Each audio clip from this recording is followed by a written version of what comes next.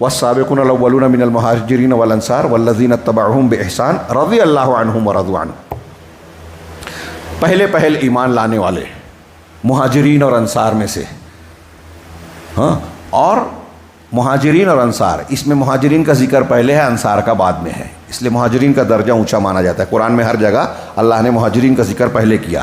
اور جن لوگوں نے احسان کے ساتھ ان کی اتباع کی، بھلائی کے ساتھ، صحابہ کے بعد بعد والے صحابہ، اور صحابہ کے بعد ابتدائی صحابہ کے بعد بعد والے، اس میں وہ بھی آ گئے، حضرت امیر معاویہ بھی آ گئے، خالد بن ولید بھی آ گئے، ہاں وہ سب بھی آ گئے. اور پھر ان کے بعد تابعین آ گئے، اور قیامت تک کے جو لوگ دلیل کی روشنی میں صحابہ کے طریقے کو، منہج کو اختیار کرتے ہیں، یعنی جو سلفی ہیں، احسان کے ساتھ، بھلائی کے ساتھ جو ان کے طریقے پہ چلتے ہیں، اللہ ان سے راضی ہو گیا اور وہ اللہ سے.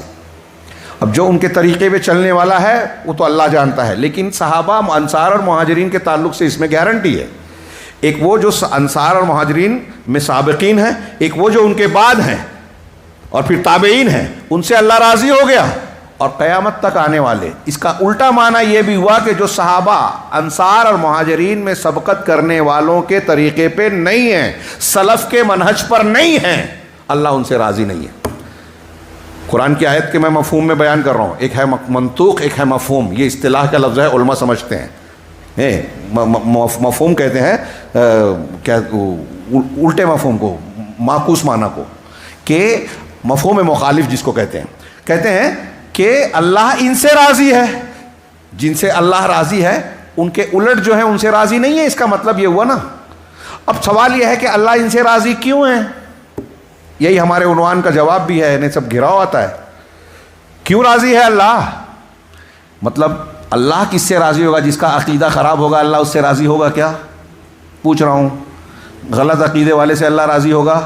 نہیں. اس کا مطلب صحابہ کا عقیدہ صحیح ہے، یہ اللہ کی طرف سے تعدیل ہے. مطلب ہمیں وہی عقیدہ اختیار کرنا چاہیے جو صحابہ کا تھا. قرآن کو جو نہیں مانتا یا قرآن کو غلط مانتا ہے، اللہ اس سے راضی ہوگا کیا؟ اس کا مطلب صحابہ کرام قرآن کو جیسا سمجھتے تھے، مانتے تھے، وہ صحیح تھا. قرآن کی جو تفسیر کرتے تھے وہ صحیح تھی. مجموعی طور سے انفرادی خطا کی تصحیح اصلاح ہو جاتی ہے. صحابہ کرام کی عبادت، صحابہ کرام کا حلال حرام، صحابہ کرام کا منہج اور مسلک اگر غلط ہوتا تو اللہ ان سے راضی ہوتا کیا؟ نہیں ہوتا. اس کا مطلب ان کا مسلک صحیح ہے. اور جب ان کا مسلک صحیح ہے اور اللہ ہم کو کہہ رہا ہے کہ اس مسلک سے اللہ راضی ہوا، تو ہم صحابہ کے مسلک سے ہٹ کر اگر فلاں علامہ، فلاں ڈاکٹر، فلاں انجینئر، فلاں پیر صاحب اور فلاں بزرگ رافضیوں، صوفیوں، یونانیوں اور فلاں کے فلسفوں پر مبنی دین کو مسلک بنا کے اختیار کریں گے تو کیا اللہ ہم سے راضی ہوگا؟ نہیں ہوگا. کوئی کتنا بھی شور بالا، بہت تعداد ہو، ایک تقریر کرنے بیٹھتے ہیں یا ایک اسپیچ آتی ہے تو ان کو 1 کروڑ لوگ سنتے ہیں، لیکن اگر اللہ صحابہ کے طریقے سے ہٹ کے وہ بیان کر رہا ہے تو اللہ اس سے راضی نہیں ہے. یہ ہے معیار قرآن دے رہا ہے ہمیں.